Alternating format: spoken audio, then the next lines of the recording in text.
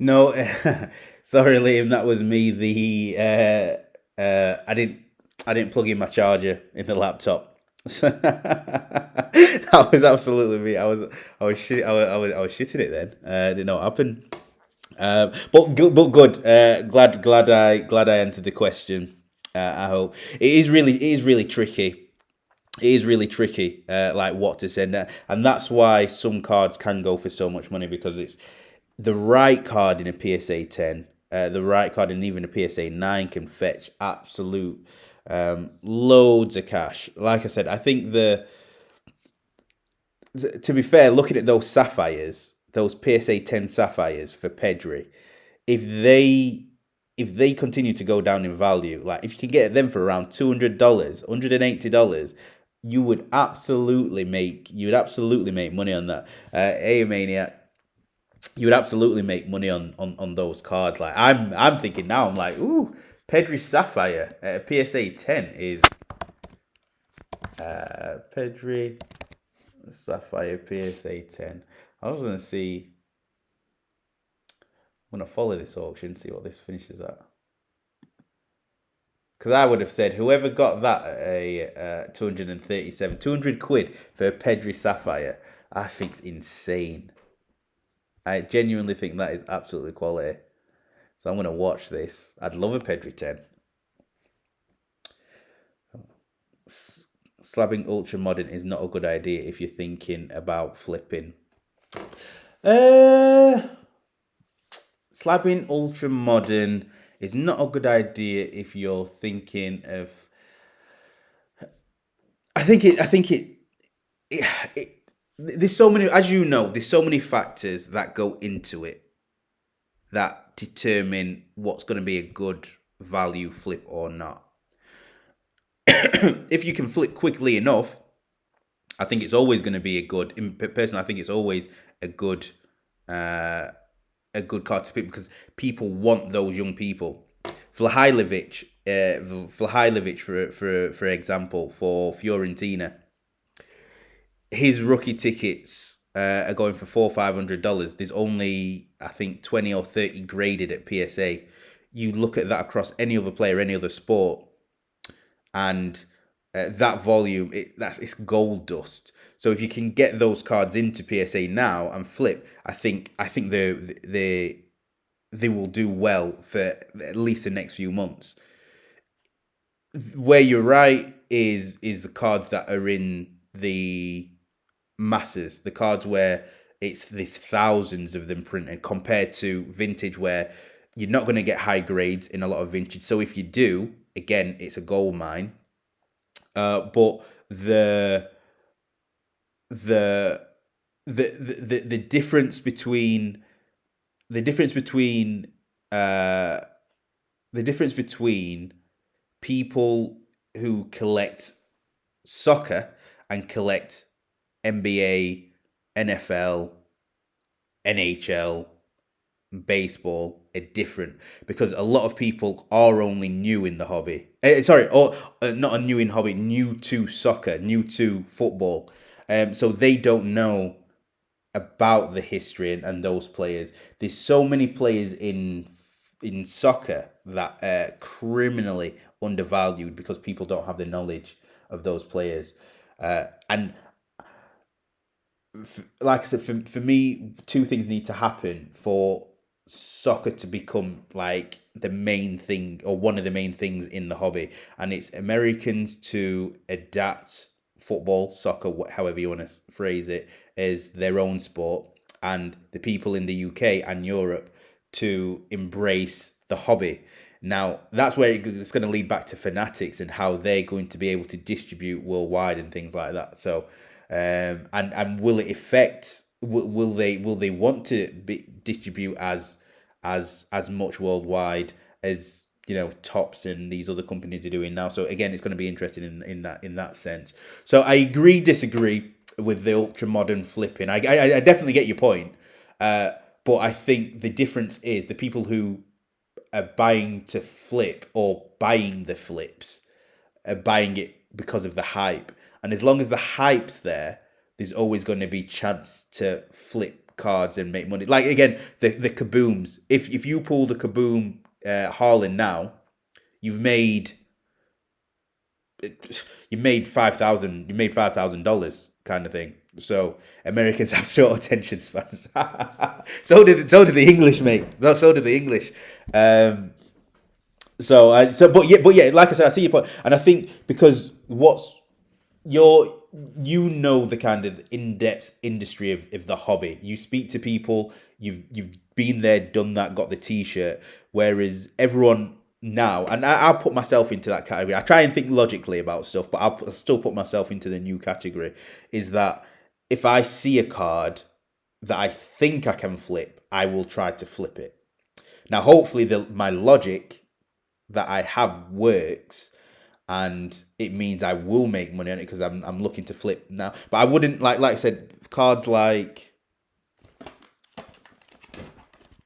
this Sapphire have already started to go down in value, because even though Sapphire is a shorter print run, it's still only the base Sapphire. I actually got I've sent the Pedri off. I got a Pedri to 99 that I've sent to where was it? I sent the Pedri to 99 to PSA. So, and the last one for that sold for like $2,000. So even if I get half that back, I've still made way more than what I've put into the actual card. Liam, what have you said, my friend?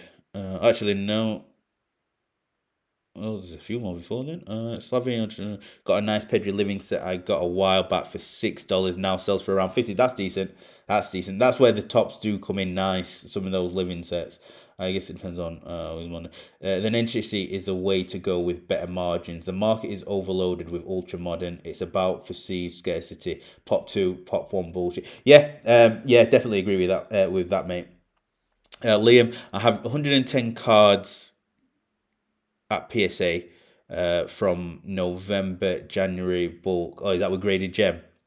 So although I know PSA is king, it's a tad. Yeah, I've had a number of cards which I'm hopefully coming back soon. Only about 20, I think, 30, 20, 30, that was sent February last year that I've not got back yet from PSA. But the cards that were sent there were doing well at the time, and they're not doing well now. Well, most of them aren't anyway. Can I send you a couple of pictures I do got in PS? Yeah, of course you can, mate. Yeah, send them away, Liam. No problem at all, mate. Maniac, the soccer card market can dip when players are in the second season and no longer in the rookie year. Yeah, exactly. It's like you have to get it at the right time, or you have to hold and hope it goes. There's another peak at some point, and I think that's just what's happening now. But again, people like Compton's, I think people are getting wise to the fact that some of these cards are printed in very high volume, so it's like the prices will go down after a while. I think second years are cheaper for people wanting to purchase early cards for players. Once bought a Messi card for around tenner. Wow. So there is room in the soccer market for second and third year. Yeah, the struggle is, so like let me go to gem rate.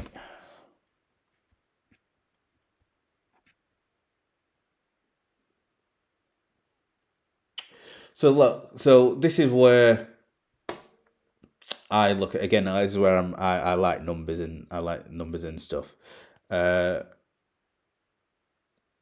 Look how fewer cards soccer has compared to football, baseball, TCG, basketball. Like it's insignificant at the moment compared to it's major to us because we deal with it every day, but to the hobbyists in the States who collect basketball and American football, or a Pokemon collector, football is nothing. It's meaningless. So that means then the market is fewer as well. So we need for soccer to be more of a thing. We need more adaptation in terms of either people from the UK or Europe, or people from the States. Otherwise, it's just there's not enough there to really make a killing on music. Whereas obviously you look at basketball, it's absolutely ridiculous the amount. But this just shows you the strength and depth of the actual hobby. But in terms of what cards are at PSA at the moment. Like soccer's just nowhere near where it should be. If people is so there's got to love graded jet. It was graded jet. Is there a UK shop that has a PSA account? No, I've got a PSA account. I've got a Collectors Club account. So I submit on behalf of people from the. So I've got my group investing in soccer. I submit for other people. There was a registered vendor. I think there's two. There was two. There was Ludkins and there was Graded Gem. And Ludkins don't seem to be doing much business anymore. And Graded Gem cancelled, or there was a disagreement somewhere, and they don't have. So there's no one in the UK now that has a shop. But I don't know if anyone knows, I am talking to Nat Turner, the CEO of PSA, on Thursday in 2 days' time, 9 a.m. Pacific, 5 p.m. over here. And we're going to discuss PSA in Europe. So PSA in the UK and Europe. So that's going to be an interesting conversation. Soccer cards should be top, but American sports are most popular, but soccer is only popular in the UK and Europe and South America. I mean, football is the world's sport. Like, everyone loves football. Everyone loves soccer. Like, when the World Cup comes on, everyone's watching it. It's the most watched sport. But again, because the hobby in general is predominantly American, it's going to be Americans who dictate where the hobby can go. They need the people in the States need to adopt soccer more and get more into soccer, which I do think they do. I think by 2026, I think that happens.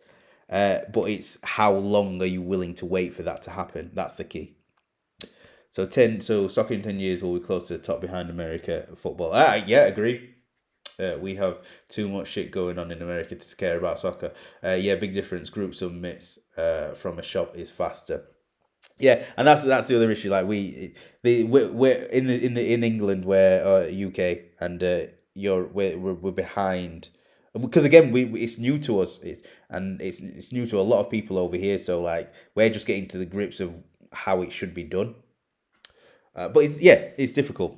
It's difficult to kind of know what you don't know. I've been learning. I learn every day, but I've been learning for the past 2 years on how this world works in terms of the hobby.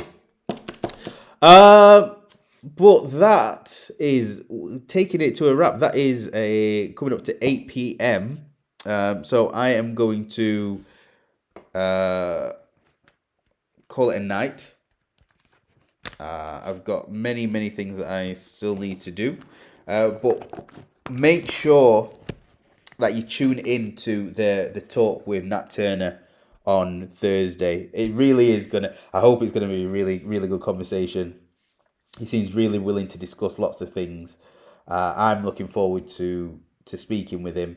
I'm gonna ask loads. I'll try and ask as many probing questions as I can about PSA and the future of PSA, and especially the future of PSA for people who are international. So that should be a good quiz. So that's 9 p.m. Pacific time, which is 12 p.m. Eastern time, I think. I could be wrong.